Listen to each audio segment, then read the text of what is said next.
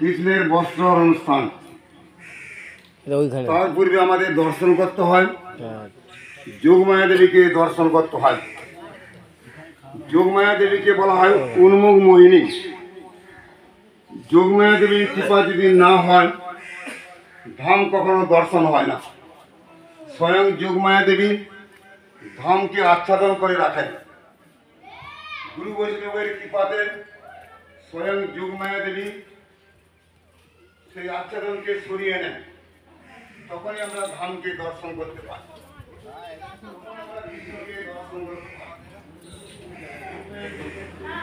যোগমায়া দেবীর কৃপা।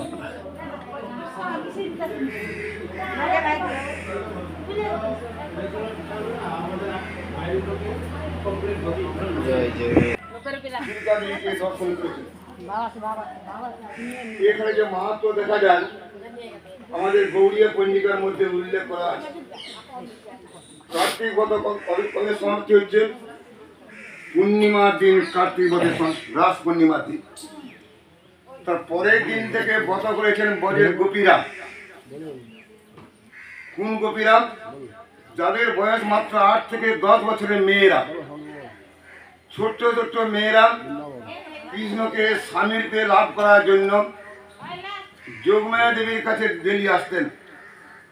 যোগমায়া দেবীর কাছে কৃপা প্রার্থনা করতেন। কারণ ব্রজের বালিকা, তাদের বয়স কিন্তু বেশি নয়, 8 থেকে 10 বছরের মেয়েরা।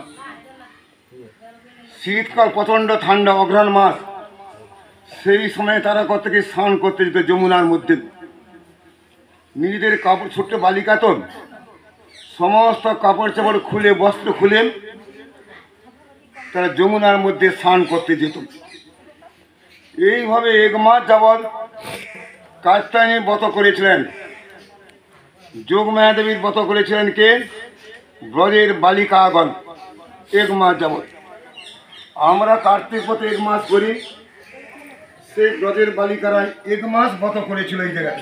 দেখুন, ব্রত যখন সমাপ্তির দিন, স্বয়ং ভগবান কৃষ্ণচন্দ্র তিনি কদম্ব বৃক্ষের উপরে উঠে গেছেন, আর সমস্ত গোপীগণের যত বস্ত্র ছিল গাছের মধ্যে নিয়ে চলে গেছেন। ব্রজের গোপীগণ যখন স্নান করে উঠে এলেন, সবাই তো উলঙ্গ, পরনে একটা কাপড়টুকু তাদের নেই ব্রজের গোপীগণের। কারণ তারা যখন স্নান করতে যায় সমস্ত কাপড় রেখে যায় গাছের কাছাকাছি। কৃষ্ণ বংশীদেব তিনি কি করলেন? গোপীগণের যত বস্ত্র ছিল, খুলছে, খুলেনি, খুলতে বন্ধ করে দিছে। হ্যাঁ, আমি জানি খুলবে।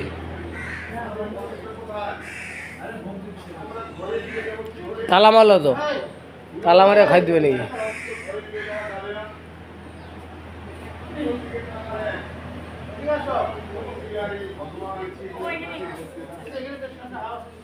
তোমাদের কাপড় আমি ফেলতে রাজি আছি, একটি শর্তে।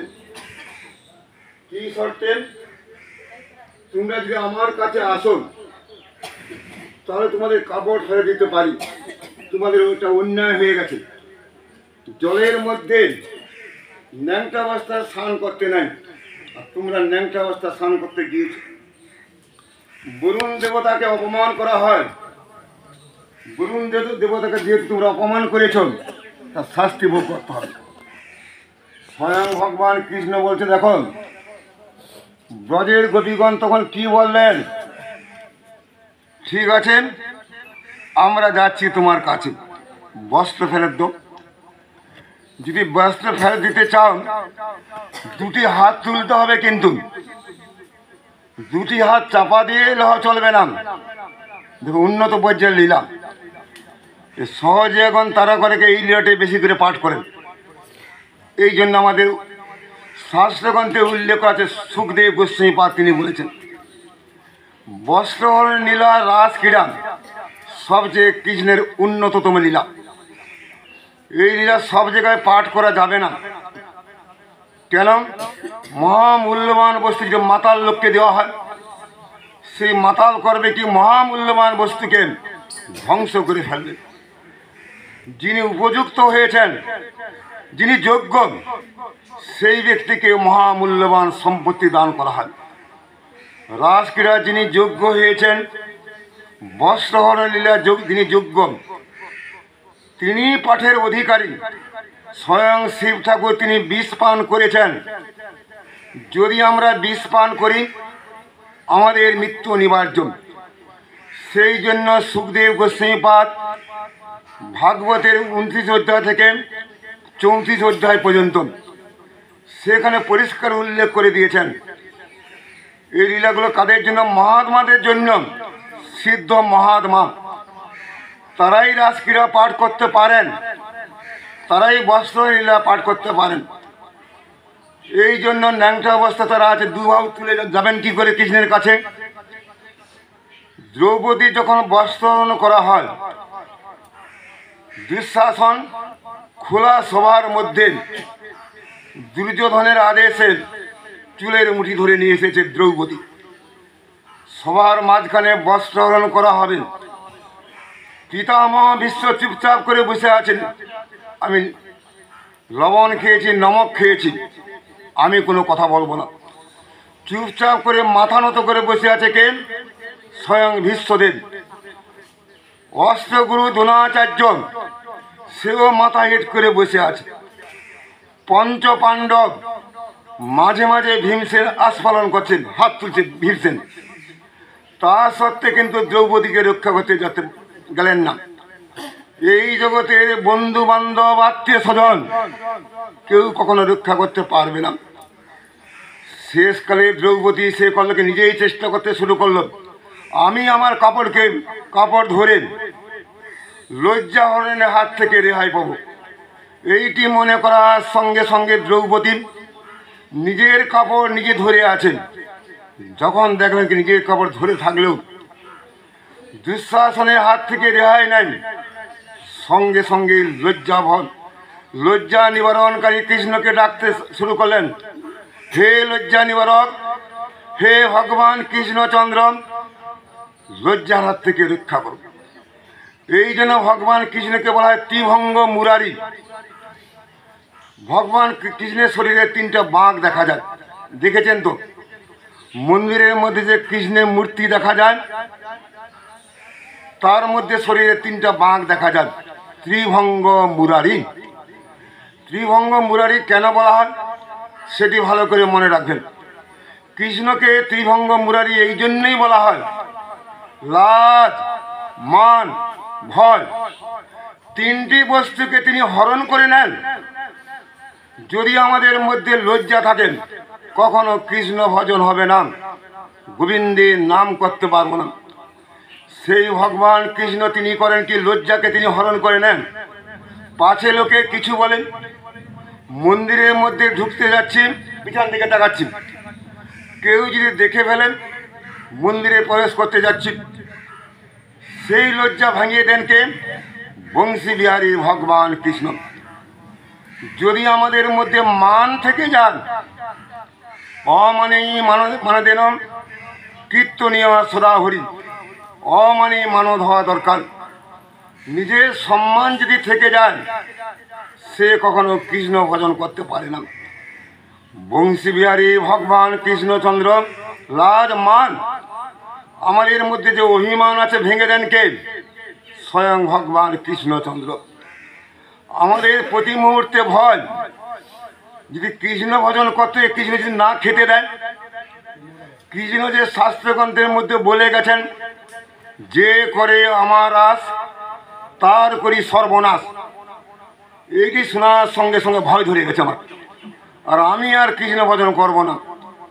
কৃষ্ণ ভজন করতে গিয়ে সর্বনাশ তৈরি করবেন, তার চেয়ে কৃষ্ণ ভজন না করাই ভালো। এইটি মনে করার সঙ্গে সঙ্গে ভয় ঢুকে যাচ্ছে আমাদের মধ্যে। যে করে আমার আস তার করি সর্বনাশ, তবু যে না ছাড়ে পাস, তার হই আমি দাসের দাস।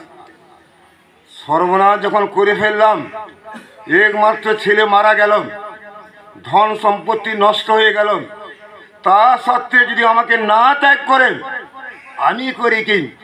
তার দাসের দাস, তার দাসের দাস হয়ে যায়। কৃষ্ণের দাসের দাস, ভক্তের দাসের দাস হয়ে যায়।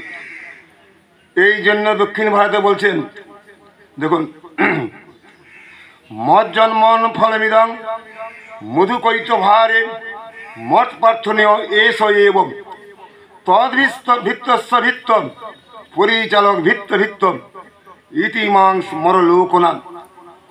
দক্ষিণ ভারতে কুলশেখর তিনি প্রার্থনা করেছেন, প্রভু শুধু আপনার ভক্ত করলে আমাকে হবে না, আমি শুধু আপনার ভক্ত হতে চাই না, তাহলে আমি কি হতে চাই? ভক্তের ভক্ত, তার ভক্তের ভক্ত, তার ভক্তের ভক্ত। মঠ প্রার্থনা এসে এবং তদ্ভিত্তস্য ভিত্ত ভিত্ত ইতিমাংস মরলোকনাথ। এই বলে প্রার্থনা করেছেন। এই যেন ভগবান কৃষ্ণ করেন কি লাজ মান ভয় ভেঙে দেন। স্বয়ং দ্রৌপদী তিনি চেষ্টা করেছিলেন বস্ত্র ধরে নিজের লজ্জাকে নিবারণ করব, তিনি পেরেছিলেন। যখন তিনি দুবাহু তুলেন গোবিন্দ রক্ষমাম গোবিন্দ রক্ষমাম, দুটি হাত যখন তুলে ফেলেছেন, হে গোবিন্দ রক্ষা করম, হে গোবিন্দ রক্ষা করম, সেই সময় ভগবান কৃষ্ণ তিনি কি করেছেন? বস্ত্রের যোগান দিয়েছেন। সেই বস্ত্র শেষ হয় না, দুঃশাসন ক্লান্ত হয়ে পড়ল। ভক্ত বৎসল ভগবান দুবাহু তুলে কীর্তন কেন করা হয়? দুটো হাত তুলে যদি কীর্তন করা হয় তাতে কৃষ্ণ খুব সন্তুষ্ট হন। তাতে প্রমাণ করছে কি কৃষ্ণের জন্য আমি সব কিছু করলাম। এই যে 8 থেকে 10 বছরের মেয়েরা যমুনার মধ্যে সকালবেলা ঠান্ডার মধ্যে স্নান করেন, তারা যখন 2 হাত তুলেন কৃষ্ণের কাছে গিয়ে পৌঁছে গেল কদম্ব বৃক্ষের কাছে। কদম বৃক্ষ যাওয়া হবে, ওইখানে খাওয়া হবে। সেইখানে যাওয়ার সঙ্গে সঙ্গে স্বয়ং ভগবান কৃষ্ণ তাদেরকে বস্ত্র দিয়েছিলেন। বস্ত্রর মানেটা কি ভালো করে মনে রাখেন। আমাদের মধ্যে যখন অবিদ্যা থাকে, অবিদ্যা থাকলে কৃষ্ণের কাছে হাত তুলি না, কৃষ্ণের নাম করতে চাই না। স্বয়ং অবিদ্যা মানে কি চির হরণ, মানে চির মানে কি অবিদ্যা, চির মানে কি বস্ত্র, বস্ত্রের অপর নাম কি চির, চিরের অপর নাম কি অবিদ্যা। এই স্থানে ভগবান কৃষ্ণচন্দ্র জীবের অবিদ্যাকে হরণ করে নেন। আমাদের মধ্যে যদি অবিদ্যা থেকে যায় তাহলে কখনো কৃষ্ণ নাম করব না, কৃষ্ণকে সহজে ভুলে যাব। সেই কৃষ্ণ তিনি করেন কি বস্ত্র হরণ ছলেন, আমাদের অবিদ্যাগুলোকে হরণ করে নেন। সেই জন্য অবিদ্যাহারী ভগবান কৃষ্ণের জয় হোক, জয় ভগবান কৃষ্ণচন্দ্র কি জয়, যোগ জয় যোগমায়া দেবী কি জয়। আমরা চোখের মধ্যে মায়ের অনেকে চশমা দেন, আমিও চশমা দিতাম কিছুদিন আগে। কি কারণে জানি না, এখন চশমা না ব্যবহার করলেও ভালো করে পড়তে পারি। 1-2 বছর আগে চশমা যদি না দিতাম একটা অক্ষরও পড়তে পারতাম না। প্রভুর কি ইচ্ছা জানি না, সেই চশমা রয়ে গেছে খাটের মধ্যে। সেই চশমা ব্যবহার করেছিল কত বছর, প্রায় 8-10 বছর যাবৎ সেই চশমা ব্যবহার করি। 100 টাকা দামের চশমা বাজার থেকে কিনেছিলাম চশমাখানা। যখন চোখে আমরা কম দেখি তখন কি ব্যবহার করা হয়? এই চোখে কম দেখলে আমরা চশমা ব্যবহার করি। যোগমায়া দেবীকে, যোগমায়া দেবী চশমাকে চোখের মধ্যে লাগাতে হয়। এই চশমা যদি না থাকে ধাম কখনো দর্শন হবে না। যোগমায়া দেবী হচ্ছে চশমা আমাদের, যেহেতু দেখতে পাই না সেই যোগমায়া দেবীর কৃপা প্রার্থনা করি। এখানে যোগমায়া দেবীর কৃপা প্রার্থনা করে যাব কোথায় আমরা? এখন মধ্যাহ্নকালের প্রসাদ গ্রহণ করে কিছুক্ষণ বিশ্রাম করে আমরা যাবো কোথায়? হাঁটতে হবে, ওখানে 3 কিলোমিটার। আর যারা হাঁটতে না পারবেন, ব্রহ্মার গোবৎস হরণ স্থান, স্বয়ং ব্রহ্মাজি যেখানে গরুকে হরণ করেছেন, রাখাল বালকগণকে হরণ করে নিয়ে চলে গেছেন, সেটা কিছুটা দূর রাস্তা থেকে। দেখুন এখন ওখানে গাড়ি পাওয়া যায়। গরমের মধ্যে কেউ যদি হাঁটতে না পারে গাড়ি দিয়ে চলে যাবে, চিন্তার কোনো কারণ নেই। জয় বংশী বিহারী ভগবান কৃষ্ণ কি জয়, কদম্ব বৃক্ষ কি জয়, কদম্ব বৃক্ষ বিহারী ভগবান কৃষ্ণ কি জয়। 20 টাকা কাপড়, 20 টাকা কাপড় মাত্র 20 টাকা। কেউ নেন আর কেউ দেন। কাপড় নেন মাত্র 20 টাকা, মাত্র 20 টাকা। হ্যাঁ আমার তো আমার লাইভ না, আমার এমনি ভিডিও করি, লাইভটা ইয়ে হয় মানে ক্লিয়ার হয় না। না ওরকম করে নাকি পাগল, আমার প্রত্যেকদিন গেলি ওখানে গিয়ে আবার ইয়ে করে দিলাম, ছেড়ে দিলাম। ইউটিউব নিলাম আর ফেসবুকে দিই সপ্তাহে। সপ্তাহে দোয়া আছে, সপ্তাহে দোয়া আছে, সপ্তাহে দোয়া আছে।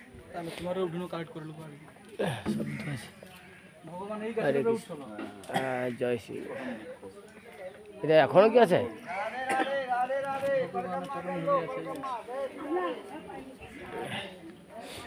এই কাজের উপরে এই গাছটাতে ভগবান শ্রীকৃষ্ণ বস্ত্র হরণ লীলায় বস্ত্র রেখে তুলেছিলেন।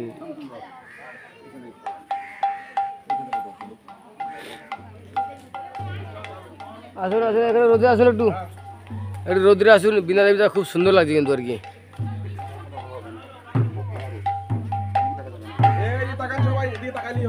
এই কালো ছবি উঠবে তো, শুধু কালো উঠবে।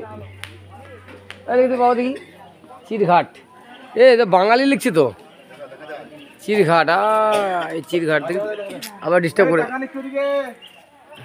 দেখে দাদা দাদা। আর দাদা ছবি তো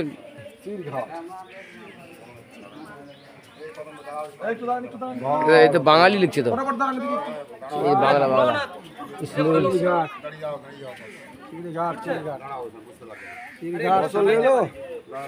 আরে কত সুন্দর যে